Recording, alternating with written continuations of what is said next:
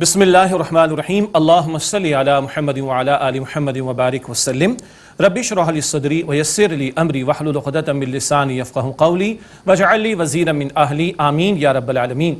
السلام علیکم ورحمۃ اللہ وبرکاتہ۔ ناظرین خوش آمدید۔ دورہ ترجمہ قرآن کا سلسلہ جاری، خاندانی زندگی، گھریلو زندگی کے بارے میں ہدایات آ رہی ہیں۔ بہت زیادہ تفصیلات کا موقع تو نہیں، لیکن یہ ترجمہ مختصر تشریح بھی سامنے رہے تو بنیادی باتیں یقیناً ہمارے سامنے آتی رہیں گی۔ مطالعہ آگے بڑھاتے ہیں۔ سورۃ البقرہ کا 29واں رکوع شروع کر رہے ہیں۔ گھریلو زندگی کے بارے میں رہنمائی، طلاق اور اس کی کچھ اقسام کے حوالے سے کلام ہو رہا ہے، اور آیت نمبر 229 سے مطالعہ شروع کر رہے ہیں۔ اعوذ باللہ من الشیطان الرجیم، بسم اللہ الرحمن الرحیم۔ الطلاق مرتان، طلاق تو 2 مرتبہ ہے۔ کیا مطلب؟ کل ایک شخص کو، ایک مرد کو اس کی بیوی کے حوالے سے 3 مرتبہ طلاق دینے کا حق ہے۔ اللہ کے پیارے رسول علیہ السلام نے تعلیم بھی دی ہے، ایک وقت میں ایک طلاق دینی چاہیے، حالت طہر میں دینی چاہیے، جس میں تعلق قائم نہ ہوا۔ کون معلوم کرتا ہے جی؟ پھر کیا کچھ ہم کرتے ہیں اور پھر تباہیاں آتی ہیں، گھر برباد ہوتے ہیں۔ اللہ حفاظت فرمائے۔ نکاح کرنے گڑیا گڈے کا کھیل نہیں ہے، زندگی بھر کا معاملہ ہے۔ یہ بنیادی باتیں سیکھنی چاہیے۔ ایک وقت میں ایک طلاق، 2 طلاق کے بعد ایک ہی آپشن رہ جاتا ہے، وہ ہے تیسری طلاق کا، اس کے بعد معاملہ ختم ہو جاتا ہے۔ فرمایا جا رہا ہے الطلاق مرتان، طلاق تو 2 مرتبہ کا معاملہ ہے، یعنی تیسری کے بعد معاملہ پھر ختم ہو جاتا ہے۔ باقی فقہی تفسیری احکامات وہ پھر علماء سے مسئلہ معلوم کرنا چاہیے، یہ موقع تفصیلی احکامات کے بیان کا نہیں ہے۔ فَإِمْسَاكُ بِمَعْرُوفٍ أَوْ تَسْرِيحٌ بِإِحْسَانٍ، پھر روک لینا ہے معروف طریقے پر یا رخصت کر دینا ہے حسن سلوک کرتے ہوئے۔ بہت کڑوا معاملہ ہے طلاق کا، ناگوار صورتحال ہے، یا تو لوگوں کی بندوقیں نکل آتی ہیں۔ اللہ کے کلام کو پڑھو بھائی، اس قدر ناخوشگوار معاملے کو بھی اللہ فرماتا ہے 2 کے بعد گنجائش ہے رجوع کی، روکے رکھو یا بھلے طریقے پر رخصت کرو، معاملہ ختم کر دو۔ کڑوا معاملہ، کڑوی گولی، لیکن بھلے طریقے پر رخصت کرو۔ یہ قرآن پاک کی تعلیم ہے، یہ اس خوبصورت دین کی تعلیمات ہیں۔ آج ہم بہت دور ہیں ان باتوں سے۔ اللہ اکبر۔ وَلَا يَحِلُّ لَكُمْ أَن تَأْخُذُوا مِمَّا آتَيْتُمُوهُنَّ شَيْئًا إِلَّا أَن يَخَافَ أَلَّا يُقِيمَا حُدُودَ اللَّهِ، اور تمہارے لیے جائز نہیں کہ تم شوہروں نے جو انہیں دیا ہے اس میں سے کچھ واپس لے لو، سوائے اس کے کہ دونوں اندیشہ کریں کہ اللہ تعالیٰ کی حدود کو قائم نہ رکھ سکیں گے۔ مرد نے اگر طلاق دے دی، فارغ کر دیا اپنی عورت کو، تو اب وہ جو دے چکا ہے واپس نہیں لے گا۔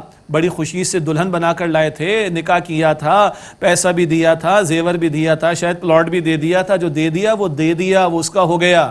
یہ واپس مانگنا پتہ ہے کیسا ہے؟ ہمیں برا لگے گا، اچھا نہیں لگے گا۔ سنیے، اللہ کے پیغمبر علیہ السلام نے فرمایا، ایک کتا قے کرے، وامٹنگ قے کرے اور چاٹے، استغفر اللہ، جتنا یہ گندا اور برا ہے نا، اتنا یہ برا ہے، گندا ہے۔ خوشی خوشی تحفہ دے کر تم چھیننا چاہتے ہو، واپس لینا چاہتے ہو، یہ اتنا ہی برا جتنا وہ کتا قے کر کے چاٹے۔ ہاں، ہم ان باتوں کو ہلکا لیتے۔ پیغمبر علیہ السلام نے اسی لیے مثال دی تاکہ ہمیں سمجھ میں آئے بات۔ تو فرمایا کچھ واپس نہیں دے سکتے جو تم نے انہیں دیا، ہاں الا ان یخافا اللہ یقیما حدود اللہ، سوائے اس کے کہ دونوں اندیشہ کریں کہ وہ اللہ تعالیٰ کی حدود کو قائم نہ رکھ سکیں گے۔ فَإِنْ خِفْتُمْ أَلَّا يُقِيمَا حُدُودَ اللَّهِ، پھر اگر تم یہ خوف رکھو کہ وہ دونوں اللہ تعالیٰ کی حدود قائم نہ رکھ سکیں گے، معاملہ چل نہیں سکے گا، فَلَا جُنَاحَ عَلَيْهِمَا فِيمَا افْتَدَتْ بِهِ، تو کوئی گناہ نہیں ان دونوں پر کہ عورت اس کا کچھ معاوضہ دے دے۔ اس کو کہتے ہیں خلا۔ عورت طلاق مانگ سکتی ہے، جس کو خلا کہا جاتا ہے، اس کی بھی تفصیل ہے۔ یا جو پہلی پیشی پر عدالتیں فوراً فراغت کا جو فیصلہ کر دیتی ہیں، یہ مزاج دین سے بعد مطابقت نہیں رکھتی۔ تفسیر علماء سے معلوم کیجئے، یہ اس طرح معاملات برباد نہیں کرنے چاہیے۔ خلا میں عورت طلاق مانگتی ہے تو اس کو کچھ مال چھوڑنا پڑتا ہے، اور مرد طلاق دے گا تو کچھ واپس نہیں لے سکتا۔ عورت خلا مانگے گی، طلاق کا تقاضا کرے گی دینے کا، تو اس کو کچھ مال چھوڑنا پڑے گا۔ اس کا ذکر ہو رہا ہے۔ فرمایا تلک حدود اللہ فلا تعتدوها، یہ اللہ تعالیٰ کی حدود ہیں، پس ان سے آگے نہ بڑھو۔ یہ احکام ہے اللہ کے، یہ شریعت کا حکم ہے، ان سے آگے نہ بڑھو، ان کو پامال نہ کرو، ان کو کراس نہ کرو۔ وَمَن يَتَعَدَّ حُدُودَ اللَّهِ فَأُولَٰئِكَ هُمُ الظَّالِمُونَ، اور جو اللہ تعالیٰ کی حدود سے تجاوز کرتا ہے، آگے بڑھتا ہے، پس وہی لوگ ظالم ہیں۔ کیا ہمارے معاشرے میں کھلواڑ ہو رہا ہے؟ طلاقوں پر طلاقیں، خلا پر خلا، بربادیوں پر بربادیاں، اور کیا اللہ کا کلام یہاں پر بیان فرما رہا ہے۔ خدا را غور کیجئے، میں مجبور ہوں کہ تشریح زیادہ بیان نہیں کر سکتا، موقع اتنا ہمارے پاس نہیں۔ خدا را ان مقامات کی تشریح پڑھیں، تفسیر پڑھیں، علماء سے معلومات کریں، اللہ ہمارے گھرانوں کی حفاظت فرمائے، ان کو ٹوٹنے سے بچائے۔ آگے فرمایا فَإِن طَلَّقَهَا، پھر اگر وہ اس کو طلاق دے دے، کیا مطلب؟ 2 کی حد تک تو گنجائش ہے کہ رجوع ہو سکتا ہے، 3 طلاقیں دے دی تو اب رجوع کا امکان نہیں ہے۔ فَإِن طَلَّقَهَا، پھر اگر اس بیوی کو طلاق دے دے، مراد تیسری، فَلَا تَحِلُّ لَهُ مِن بَعْدُ حَتَّى تَنْكِحَ زَوْجًا غَيْرَهُ، تو جائز نہیں اس کے لیے اس کے بعد یہاں تک کہ وہ خاتون اس کے علاوہ کسی دوسرے خاوند سے نکاح کر لے۔ فَإِن طَلَّقَا، پھر وہ دوسرا شوہر اس خاتون کو طلاق دے دے، فَلَا جُنَاحَ عَلَيْهِمَا أَن يَتَرَاجَعَا، تو پھر گناہ نہیں ان دونوں پر کہ اگر وہ رجوع کرنا چاہیں، یعنی پہلا شوہر یہ خاتون، اِن ظَنَّا أَن يُقِيمَا حُدُودَ اللَّهِ، بشرطے کہ وہ لحاظ رکھیں اس بات کا کہ اللہ کی حدود کو قائم رکھیں گے۔ وَتِلْكَ حُدُودُ اللَّهِ يُبَيِّنُهَا لِقَوْمٍ يَعْلَمُونَ، اور یہ اللہ تعالیٰ کی حدود ہیں، وہ ان لوگوں کے لیے واضح فرماتا ہے جو جانتے ہیں یا جاننا چاہتے ہیں۔ اس کو کہتے ہیں شرعی حلالہ۔ ایک شخص نے اپنی بیوی کو 3 طلاقیں دے دی، معاملہ ختم ہو گیا۔ اب اس خاتون کا کہیں اور نکاح ہو جائے، اس کا شوہر انتقال کر جائے یا وہ طلاق دے دے اور یہ خاتون وہاں سے فارغ، تو پچھلے شوہر سے نکاح ہو سکتا ہے، مگر یہ روٹین میں، عموم کے انداز میں ہونا چاہیے، یہ پلانڈ طریقے سے نہیں کرنا چاہیے جو ارادہ پلان کر کے سارا معاملہ کیا جاتا ہے۔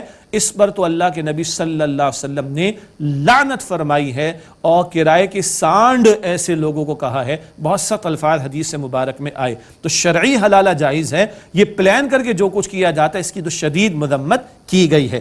تفصیلی احکامات علماء سے پوچھیے گا۔ وَإِذَا طَلَّقْتُمُ النِّسَاءَ فَبَلَغْنَ أَجَلَهُنَّ فَأَمْسِكُوهُنَّ بِمَعْرُوفٍ أَوْ سَرِّحُوهُنَّ بِمَعْرُوفٍ، اور جب تم عورتوں کو طلاق دے دو پھر وہ اپنی عدت پوری کرنے کو آئیں تو ان کو معروف طریقے پر روکو یا معروف طریقے پر رخصت کر دو۔ ایک طلاق دی، رجوع کا امکان ہوتا ہے، 2 طلاقیں دے دی، رجوع کا امکان ہوتا ہے۔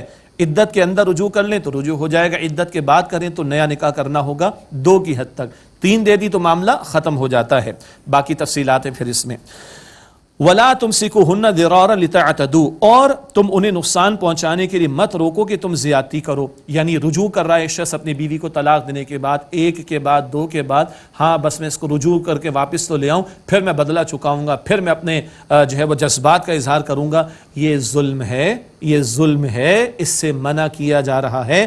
فرمایا وَمَن يَفْعَلْ ذَلِكَ فَقَدْ ظَلَمَ نَفْسَهُ، اور جو یہ کرے گا بے شک اس نے اپنے اوپر ظلم کیا۔ اگلے الفاظ سنیے، وَلَا تَتَّخِذُوا آیات اللہ ہزوا، اور اللہ تعالیٰ کے احکام کو مذاق نہ بناؤ، کھلواڑ نہ کرو اللہ کے احکامات کے ساتھ۔ اگر اس نے طلاق کی اجازت دی ہے تو ایک حدیث مبارک کے مطابق یہ بہت ناپسندیدہ معاملہ، کھلواڑ نہ کرو، برباد نہ کرو گھرانوں کو، اور رجوع کی گنجائش دی ہے تو معاملہ پیچ اپ کرنے کے لیے، گھر کو سنوارنے کے لیے، نہ کہ تم اپنے جذبات کا اظہار کر کے کسی عورت کو جو کہ تمہاری بیوی ہے ظلم و ستم کا نشانہ بناؤ، مت اللہ تعالیٰ کی آیات کا مذاق اڑاؤ۔ کس قدر سخت انداز سے بات آ رہی ہے۔ وَاذْكُرُوا نِعْمَةَ اللَّهِ عَلَيْكُمْ وَمَا أَنزَلَ عَلَيْكُمْ مِنَ الْكِتَابِ وَالْحِكْمَةِ يَعِظُكُمْ بِهِ، اور تم پر جو اللہ تعالیٰ کی نعمت ہے اسے یاد کرو، اور اس پر جو اللہ نے تم پر کتاب اور حکمت نازل فرمائی اور وہ اس سے تمہیں نصیحت فرماتا ہے۔ وَاتَّقُوا اللَّهَ، اور اللہ کا تقوی اختیار کرو۔ بار بار اللہ کا تقوی اختیار اس کا ذکر آ رہا ہے۔ وَاعْلَمُوا أَنَّ اللَّهَ بِكُلِّ شَيْءٍ عَلِيمٌ، اور جان لو اللہ سبحانہ وتعالیٰ ہر بات کا علم رکھنے والا ہے۔ تم کیا کر رہے ہو گھروں میں، دنیا کو نہیں پتا، اللہ کو پتا ہے۔ تنہائی میں کیا کرو، دنیا کو نہیں پتا، اللہ کو پتا ہے۔ کس شوہر نے اپنے اختیار کو غلط استعمال کر کے بیوی کے ساتھ ظلم کیا، لوگوں کو نہیں پتا، اللہ کو پتا ہے۔ کہاں کہیں کسی عورت نے زیادتی کا معاملہ کیا، زبان درازی کی ہے، شوہر کی نافرمانی کی ہے، لوگوں کو نہیں پتا، اللہ کو پتا۔ اس کو ایکسپینڈ کرتے چلے جائیے، اللہ کو سب معلوم ہے۔ اگلا رکوع شروع ہوتا ہے، خواتین سے متعلق کچھ امور آ رہے ہیں۔ وَإِذَا طَلَّقْتُمُ النِّسَاءَ فَبَلَغْنَ أَجَلَهُنَّ فَلَا تَعْضُلُوهُنَّ أَن يَنكِحْنَ أَزْوَاجَهُنَّ إِذَا تَرَاضَوْا بَيْنَهُمْ بِالْمَعْرُوفِ، اور جب تم عورتوں کو طلاق دے دو پھر وہ اپنی عدت کو پورا کر لیں تو انہیں اپنے شوہروں سے نکاح کرنے سے نہ روکو جبکہ وہ راضی ہوں آپس میں معروف طریقے پر۔ ایک شخص نے اپنی بیوی کو طلاق دے دی، 1 اور 2 کی حد تک تو رجوع کا امکان ہے۔ اب رجوع کا معاملہ آ رہا ہے تو اس خاتون کے ماں باپ یا اس کے بھائی یا رشتہ دار آڑے آئیں، نہیں، آڑے مت آؤ، یہ پیچ اپ ہو جانا بہتر بات ہے، اس میں رکاوٹ نہ ڈالو۔ ذالک یوعظ بہ من کان منکم یؤمن باللہ والیوم الآخر، یہ اس کو نصیحت کی جاتی ہے جو تم میں سے ایمان رکھتا ہے اللہ تعالیٰ پر اور آخرت کے دن پر۔ یہ ہے اصل بے کانٹے کی بات۔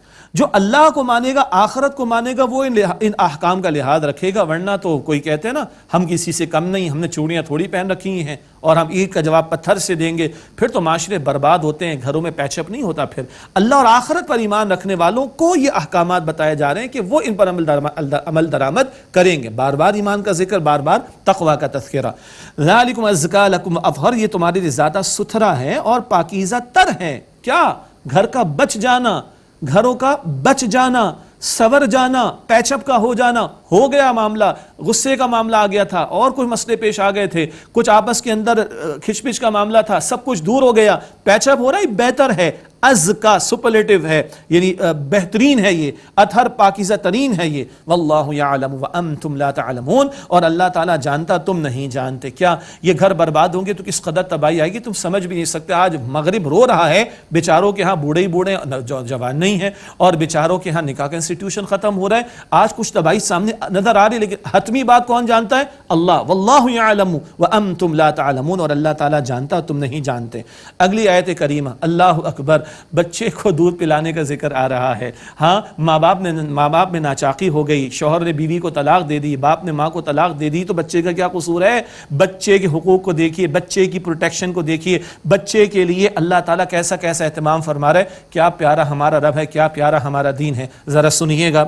والوالدات يرضعن اولادهن حولین کاملین لمن اراد ان يتم الرضاعہ، اور مائیں اپنی اولاد کو پورے 2 سال دودھ پلائیں جو کوئی دودھ پلانے کی مدت پوری کرنا چاہے۔ یہ 2 سال دودھ پلایا جانا میکسیمم ہے، اس سے پہلے بھی چھڑایا جا سکتا ہے۔ ایک دور گزرا، نیلے پیلے پتہ نہیں کیسے کیسے ڈبے مارکیٹ میں چل رہے تھے، اور اب کہا جاتا ہے کہ بچے کے لیے بہترین غذا کیا ہے؟ ماں کا دودھ۔ اور اللہ کی شان دیکھیے، ہاں، بچہ ماں کے بطن میں ابھی آیا ہی نہیں ہے اور اللہ تعالیٰ ماں کے وجود میں دودھ کی نہر جاری فرما دیتا ہے۔ اللہ کی شان قدرت دیکھیے، اور اللہ تعالیٰ فرما رہا ہے کہ یہ بچے کا حق ہے کہ اس کی ماں اس کو دودھ پلائے۔ اللہ اکبر کبیرہ، 2 سال کی مدت کا ذکر آیا۔ اور سنیے اس دوران میں کیا ہے؟ وَعَلَى الْمَوْلُودِ لَهُ رِزْقُهُنَّ وَكِسْوَتُهُنَّ بِالْمَعْرُوفِ، اور ان ماؤں کا کھانا اور ان کا لباس باپ پر واجب ہے، لڑکے کے بچے کے باپ پر واجب ہے، بالمعروف، معروف طریقے پر۔ اگر طلاق بھی دے دی ہے تو بچے کو تو دودھ پلائے گی وہ خاتون جو اس کی ماں ہے۔ اس عورت کا نان نفقہ، اس کا کپڑا، اس کی غذا، یہ بچے کا باپ اس کے ذمے ہے۔ طلاق تو تم دے چکے، بڑا ناگوار معاملہ ہے، وہ اپنی جگہ پر ہے، بچے کا حق ضائع نہیں ہونا چاہیے۔ کیا پیارا دین ہے، غور فرمائیے۔ لا تکلف نفس الا وسعها، اور کسی کو ذمہ دار نہیں ٹھہرایا جاتا مگر اس کی وسعت کے مطابق۔ جو وسعت ہے اس بچے کی باپ کی، وہ خرچہ دے گا اس بچے کی ماں کو تاکہ اس بچے کو دودھ پلائے جانے کا عمل جاری رہ سکے۔ لا تضار والدۃ بولدها، ماں کو نقصان نہ پہنچایا جائے اس کے بچے کی وجہ سے کہ ماں سے دور رکھا جائے، بچے کو یہ ظلم نہ کیا جائے۔ ولا مولود له بولدہ، اور نہ باپ کو اس کے بچے کے سبب نقصان پہنچایا جائے کہ ماں کبھی اس طرح کی بات پر آ جائے کہ میں نہیں دودھ پلاتی اور اس کو ٹینشن دی جائے۔ نہیں، یہ ٹینشن کا دینے کا معاملہ قطعاً جائز نہیں ہے۔ وعلی الوارث مثل ذلک، اور وارث پر بھی ایسا ہی واجب ہے۔ اگر بالفرض اس بچے کے باپ کا انتقال ہو جائے تو جو ورثاء بنیں گے اس مرنے والے کے، ان پر لازم ہوگا اس بچے کی ماں کو خرچہ دیا جائے تاکہ وہ بچے کو دودھ پلاتی رہے۔ سبحان اللہ، کہاں یہ قرآن زمین و آسمان کی باتیں کرتا ہے اور کہاں بچے کی بات کر رہا ہے۔ یہ ہے ہمارا خوبصورت دین، کیا اللہ تعالیٰ رہنمائی اور تعلیم عطا فرما رہے۔ اللہ ہمیں عمل کی توفیق عطا فرمائے۔ آگے فرمایا فَإِنْ أَرَادَ فِصَالًا عَنْ تَرَاضٍ مِّنْهُمَا وَتَشَاوُرٍ فَلَا جُنَاحَ عَلَيْهِمَا، پھر اگر وہ دونوں دودھ چھڑانا چاہیں آپس کی رضامندی اور مشورے سے تو دونوں پر کوئی گناہ کی بات نہیں۔ 1.5 برس میں چھڑا لیں، 1.25 برس میں چھڑانے کوئی حرج کی بات نہیں۔ ہاں، وَإِنْ أَرَدْتُمْ أَن تَسْتَرْضِعُوا أَوْلَادَكُمْ فَلَا جُنَاحَ عَلَيْكُمْ إِذَا سَلَّمْتُمْ مَا آتَيْتُمْ بِالْمَعْرُوفِ، اور اگر تم چاہو کہ اپنی اولاد کو دودھ پلواؤ تو تم پر کوئی گناہ نہیں جب کہ تم معروف طریقے کے مطابق ان کے حوالے کر دو جو تم نے دینا طے کیا ہے۔ کیا مطلب؟ اس بچے کی ماں فار اینی ریزن اگر دودھ نہیں پلا پا رہی، کوئی مجبوری بھی آ سکتی ہے، تو بچے کا تو حق ہے نا اس کو دودھ ملے۔ اللہ اکبر، کسی اور خاتون سے طے کرو اور اس کو اجرت جو دینی وہ طے شدہ اجرت دو، لو بچے کو اس کی غذا ملنی چاہیے. سبحان اللہ, یہ بچوں کو کتنی پروٹیکشن اللہ کا دین دے رہا ہے, ذرا اندازہ کیجئے گا. سبحان اللہ. واتقوا اللہ, اور اللہ تعالیٰ کا تقوی اختیار کرو. کون کرے گا عمل؟ جو اللہ کا خوف رکھے گا. باقی جس کو اللہ کا خوف نہیں, وہ تو زنا بھی کر رہے ہیں, شراب بھی پی رہے ہیں, سود خوری بھی کر رہے ہیں, حرام خوری بھی کر رہے ہیں. کون پوچھتا ہے؟ خوف خدا ہوگا تو ان احکامات پر عمل ہوگا. پھر معاشرہ کیسا پاکیزہ معاشرہ ہوگا, پھر معاشرہ کتنا صحت مند معاشرہ ہوگا, پھر معاشرہ کیسا ایثار قربانی والا معاشرہ ہوگا, جو آج ہم ترس رہے نا اس کو چھوڑ دینے کی وجہ سے. واتقوا اللہ, اور اللہ تعالیٰ کا تقوی اختیار کرو. وَاعْلَمُوا أَنَّ اللَّهَ بِمَا تَعْمَلُونَ بَصِيرٌ, اور جان لو کہ اللہ سبحانہ وتعالیٰ خوب دیکھنے والا ہے وہ سب کچھ جو تم کرتے ہو. اللہ تعالیٰ یہ انفارمیشن کے لیے نہیں بتا رہا, کل اکاؤنٹیبلٹی ہونی ہے. اللہ دیکھ رہا ہے, یہ نالج کے لیے نہیں ہے, for the sake of information نہیں ہے, یہ for the sake of accountability بتایا جا رہا ہے کہ کل اللہ تعالیٰ اس سب کے بارے میں تم سے پوچھے گا. جو اللہ نماز کے بارے میں پوچھے گا, زکوٰۃ روزہ حج کے بارے میں سوال پوچھے گا, وہ اللہ ان امور کے بارے میں سوال کرے گا. یہ ہے دین کا وسیع تر تصور اور احکامات کی تفصیل جو سامنے آ رہی ہے. اب بیوہ عورت کی عدت کی مدت کا بیان. والذین یتوفون منکم ویذرون ازواجا, اور تم میں سے جو لوگ وفات پا جائیں, چھوڑ جائیں بیویاں, یتربصن بانفسہن اربعۃ اشہر وعشرا, تو وہ بیوائیں اپنے آپ کو روکے رکھیں, انتظار کریں 4 مہینے 10 دن, یعنی عدت ہے. اور عدت میں کیا ہے؟ اپنے گھر میں رہیں, بناؤ سنگھار کا معاملہ نہ کریں. یہ بہرحال غم کی کیفیت کا معاملہ بھی ہے, اور یہ اللہ تعالیٰ کا حکم ہے. آج کچھ لبرل قسم کے لوگ ہیں, کچھ سیکولر مائنڈڈ قسم کے لوگ ہیں, ڈائلاگ بھی بول جاتے, نہ جانے کیا کچھ, اور ڈرامے اور اس طرح کی چیزوں میں بھی باتیں چل رہی ہیں. یہ سب شریعت کے خلاف ورزی کی باتیں ہو رہی. اللہ تعالیٰ نے عدت کی مدت مقرر فرمائی ہے بیوہ کے لیے 4 مہینے 10 دن قمری تاریخ کے اعتبار سے. فَإِذَا بَلَغْنَ أَجَلَهُنَّ فَلَا جُنَاحَ عَلَيْكُمْ فِي مَا فَعَلْنَ فِي أَنفُسِهِنَّ بِالْمَعْرُوفِ, پھر جب وہ اپنی مدت کو پہنچ جائیں, یعنی عدت پوری کر لیں, تو اس میں تم پر کوئی گناہ نہیں جو وہ بیوہ عورتیں اپنے حق کے بارے میں, اپنے حق میں بھلے طریقے پر فیصلہ کریں, معروف طریقے پر فیصلہ کریں. کیا مطلب؟ بیوہ کی عدت پوری ہو گئی, وہ نکاح کہیں کرنا چاہے تو نکاح کر سکتی ہے. ہمارے ہاں غیروں کی تہذیب کے اثرات کے تحت بیوہ کے نکاح کو بھی معیوب سمجھ لیا گیا, شجر ممنوعہ سمجھ لیا گیا. ایسے گراوٹ والے جملے لوگوں نے کہہ دیے, صبر نہیں ہو سکا, یہ تو ناک کٹ جائے گی. انا للہ و انا الیہ راجعون. لوگوں کو ذرا عقل نہیں ہے. ہم نبی مکرم علیہ الصلوۃ والسلام کی امتی ہیں. 8 نکاح کم و بیش حضور نبی اکرم علیہ السلام نے بیوہ عورتوں سے کیے, اور آج بیوہ کے نکاح کے بارے میں ہمارے معاشرے میں یہ گراوٹ کی زبان لوگ استعمال کرتے ہیں. اللہ کا خوف کرنا چاہیے. سبحان اللہ. میں نے عرض کیا اللہ کا خوف کرنا چاہیے. آیت کا اختتام سنیے, واللہ بما تعملون خبیر, اور تم جو کچھ کرتے ہو اللہ تعالیٰ اس سے خوب واقف ہے. ولا جناح علیکم فیما اردتم به من خطبۃ النساء او اکننتم فی انفسکم, اور تم پر اس میں کوئی گناہ نہیں کہ تم عورتوں کو اشارے کنائے میں نکاح کا پیغام دو یا اپنے دلوں میں پوشیدہ رکھو. علیم اللہ انکم ستذکرونہن ولکن لا تواعدوہن سرا الا ان تقولوا قولا معروفا. اللہ تعالیٰ کے علم ہے کہ تم کا خیال تم دل میں لاؤ گے, لیکن ان سے چھپ کر نکاح کا وعدہ نہ کرو, مگر یہ کہ تم معروف طریقے پر کوئی بات کہہ دو. یعنی عدت کے دوران میں ایک خاتون کو تم واضح پیغام نہیں بھیج سکتے نکاح کا, بیوہ کی بات ہو رہی ہے. ہاں اشارے کے نائے میں کوئی بات کہہ دو. فقہا نے جملے لکھے, بھئی خیر ہوگی, تمہارا اہتمام ہو جائے گا, اللہ تعالیٰ فضل فرمائے گا, اللہ تعالیٰ اسباب مہیا فرما دے گا. ایسا جملہ تو پہنچایا جا سکتا ہے, لیکن پکا کوئی ارادہ نکاح کرنے کا اس کا اظہار نہ کیا جائے اور کوئی وعدہ نہ کیا جائے. وَلَا تَعْزِمُ عُقْدَةَ النِّكَاحِ حَتَّى يَبْلُغَ الْكِتَابُ أَجَلَهُ, اور نکاح کی گرہ باندھنے کا ارادہ نہ کر. نکاح کی گرہ سے کیا مراد ہے؟ ہاں یہ کوئی عارضی معاہدہ نہیں ہے, زندگی بھر کا معاہدہ, بڑا مضبوط میثاق, بڑا مضبوط معاہدہ ہوتا ہے. گرہ باندھنا, مضبوط کرنا, اور لائف ٹائم کا معاملہ ہوتا ہے, زندگی بھر ساتھ نبھانے کا وعدہ ہوتا ہے, اور شوہر کفالت کی ذمہ داری اپنے اوپر لیتا ہے. اللہ اکبر. وَلَا تَعْزِمُ عُقْدَةَ النِّكَاحِ حَتَّى يَبْلُغَ الْكِتَابُ أَجَلَهُ, اور نکاح کی گرہ باندھنے کا ارادہ نہ کرو یہاں تک کہ عدت اپنی مدت کو پہنچ جائے. یعنی عدت جب پوری ہو جائے اس کے بعد نکاح ہو سکتا ہے, اس سے پہلے نہیں. وَاعْلَمُوا, اور جان لو, أَنَّ اللَّهَ يَعْلَمُ مَا فِي أَنفُسِكُمْ فَاحْذَرُوا, اللہ جانتا ہے بے شک جو کچھ تمہارے دلوں میں ہے, بس تم اس اللہ سے ڈرو. سبحان اللہ. ہم بندوں سے چھپ سکتے ہیں, اللہ سے نہیں چھپ سکتے. ہم بندوں سے بچ سکتے ہیں, اللہ سے نہیں بچ سکتے. ہم بندوں سے شاید چھپا جائیں گے, اللہ سے نہیں چھپا پائیں گے. فاحذروا, اللہ فرماتا ہے اس سے ڈرو. وَاعْلَمُوا, اور جان لو, أَنَّ اللَّهَ غَفُورٌ حَلِيمٌ, بے شک اللہ سبحانہ وتعالیٰ غفور ہے, بخشنے والا, حلیم ہے, حلم والا ہے. اللہ کا حلم کیا ہے؟ لوگ شرک کرتے ہیں، اللہ ان کا کھانا پینا نہیں روکتا. لوگ کفر کرتے ہیں، اللہ تعالیٰ ان کی سانس کو نہیں روکتا. لوگ نافرمانیاں کرتے ہیں، اللہ تعالیٰ ڈھیل دیتا ہے. اور لوگ گناہ پر گناہ کرتے ہیں، اللہ تعالیٰ معاف کرتا ہے. اللہ کا حلم دیکھیں. کفر کرنے والے، شرک کرنے والوں کو بھی اللہ دے رہا ہے، کھلا رہا ہے، پلا رہا ہے، دنیا میں اپنی نعمتیں دے رہا ہے. اگلا رکوع شروع ہوتا ہے رخصتی سے متعلقہ کچھ امور، اور طلاق اگر ہو جائے رخصتی سے پہلے تو کیا حکم ہوگا، اور مہر کے حوالے سے کچھ باتیں آ رہی ہیں، اور وصیت کا بھی ایک مسئلہ بیان ہوگا. لا جناح علیکم ان طلقتم النساء ما لم تمسوهن او تفرضوا لهن فریضہ، تم پر کوئی گناہ نہیں اگر تم عورتوں کو طلاق دو جبکہ تم نے انہیں چھوا نہ ہو یا ان کے لیے مہر مقرر نہ کیا ہو. رخصتی سے پہلے طلاق ہو گئی اور مہر بھی مقرر نہیں تھا تو کیا کرنا ہوگا؟ ومتعوہن، اور انہیں خرچ دو. یہ قربان جائیے اللہ تعالیٰ کے کلام پر. میں اپنے جذبات کا اظہار نہیں کر پا رہا کہ اللہ کیا خوبصورت تعلیمات دے رہا ہے. رخصتی سے پہلے طلاق کتنا بڑا مسئلہ ہے جی، اور مہر بھی طے نہ ہوا تو ومتعوہن، انہیں کو خرچ دو. فقہا نے لکھا کوئی جوڑا دے دو.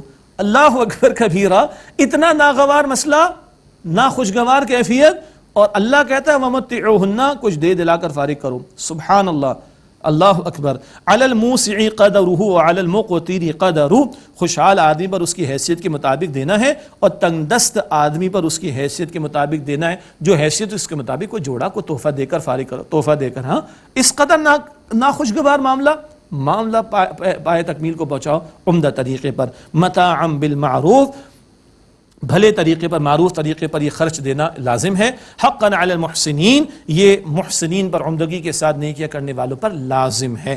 وَإِن طَلَّقْتُمُوهُنَّ مِن قَبْلِ أَن تَمُسُّوهُنَّ وَقَدْ فَرَضْتُمْ لَهُنَّ فَرِيضَةً، اور اگر تم ان بیویوں کو طلاق دو اس سے ہوا ہو اور ان کے لیے تم مہر مقرر کر چکے ہو، فَنِصْفُ مَا فَرَضْتُمْ، تو اس کا نصف دے دو جو تم نے مقرر کیا. پہلی شکل کیا تھی؟ مقرر نہیں تھا، کوئی جوڑا وغیرہ دے دو. اب شکل کیا ہے؟ رخصتی سے پہلے طلاق دے دی، مہر مقرر تھا تو نصف دینا ہوگا. ایک صورت عام طلاق دے دی تو مہر تو دینا ہی دینا تھا پورا، اور ایک ہوتا ہے جہاں مہر مقرر نہیں ہوتا تو مہر مثل اس خاتون کے خاندان کی عورتوں کا جو عام طور پر مہر ہے وہ اپلائی کیا جاتا ہے. مختصر میں نے ذکر کیا، تفصیل تفاسیر میں دیکھیے گا انشاءاللہ. یہاں کیا بات ہو رہی ہے؟ اور اگر تم انہیں طلاق دو اس سے پہلے کہ تم نے انہیں چھوا ہو اور ان کے لیے تم مہر مقرر کر چکے ہو، فَنِصْفُ مَا فَرَضْتُمْ، تو اس کا نصف یعنی آدھا ادا کرو جو تم نے مقرر کیا. إِلَّا أَن يَعْفُونَ، سوائے اس کے کہ وہ بیویاں معاف کر دیں، وہ 1/3 پر راضی ہو جائیں، یا یوں کہیے کہ وہ 1/4 پر راضی ہو جائیں مثال کے طور پر، وہ کچھ معاف کر دیں. أَوْ يَعْفُوَ الَّذِي بِيَدِهِ عُقْدَةُ النِّكَاحِ، یا وہ معاف کر دے جس کے ہاتھ میں نکاح کی گرہ ہے. ایک میں اشارہ کس کی طرف ہے؟ شوہر کی طرف. وہ معاف کر دے. شوہر کا معاف کرنا کیا ہے؟ تم نے مقرر کیا تھا اس کا نصف دینا تھا، تم پورا ہی دے دو. اللہ اکبر کبیرہ، تم پورا ہی دے دو. مرد ہو نا، مرد بنو، بڑا پن اس کا ثبوت پیش کرو. نہیں آتی ہماری عقل میں یہ باتیں. ہم جس معاشرے میں جی رہے ہیں وہ معاشرہ بڑا دور ہو گیا قرآن پاک کی تعلیم سے. قرآن یہ ہے جو ہمارے سامنے ہے، ہم وہ ہیں جو ہمارے معاشرے میں ہو رہا ہے. ہاں، اور سنیں اللہ تعالیٰ کے الفاظ، وَأَن تَعْفُوا أَقْرَبُ لِلتَّقْوَىٰ، اور اگر تم معاف کر دو تو یہ تقویٰ کے زیادہ قریب ہے. تمہارا معاف کرنا کیا ہے؟ پورا ہی دے دو. اللہ اکبر. اور سنیں اللہ تعالیٰ کے الفاظ، it's keep going and on and on and on. وَلَا تَنْسَوُا الْفَضْلَ بَيْنَكُمْ، اور آپس میں احسان کرنا مت بھولو. اللہ اکبر، ایسا کڑوا معاملہ، اور اللہ کہتے ہیں احسان کرنا مت بھولو. عمدہ انداز سے بات کو پائے تکمیل تک پہنچاؤ. ان اللہ بما تعملون بصیر، بے شک جو کچھ تم کرتے ہو اللہ تعالیٰ خوب دیکھنے والا ہے. اچھا جی، اب اللہ تعالیٰ کی شان دیکھیں. بڑی بات ہو گئی، گھر گھر ہستی کے بڑے معاملات بیان ہو گئے. ارے نماز سے غافل نہ ہو جانا، نماز کی توجہ دلا دی گئی. ہوتا ہے نا گھروں میں مشغول ہو کے نمازیں ضائع ہو جاتی ہیں. سنیے اللہ تعالیٰ فرما رہے ہیں، حافظوا علی الصلوات والصلاۃ الوسطیٰ، تم نمازوں کی حفاظت کرو، بالخصوص صلاۃ الوسطیٰ کی. وسطیٰ کا ایک ترجمہ عصر کی نماز کیا گیا ہے ایک حدیث مبارک کی روشنی میں، اور وسطیٰ کی ایک ترجمہ بہترین نماز کی بھی ترجمانی کی گئی ہے. نماز بہترین انداز سے ادا کرو. گھر گھر کے ہستی کے معاملات میں لگ کر کے اللہ تعالیٰ کو نہ بھول جانا. 1 2 نماز اللہ تعالیٰ کی یاد تازہ کرے گی، اور اللہ تعالیٰ کی یاد تازہ ہوگی تو پھر احکامات پر عمل کرنا آسان ہوگا.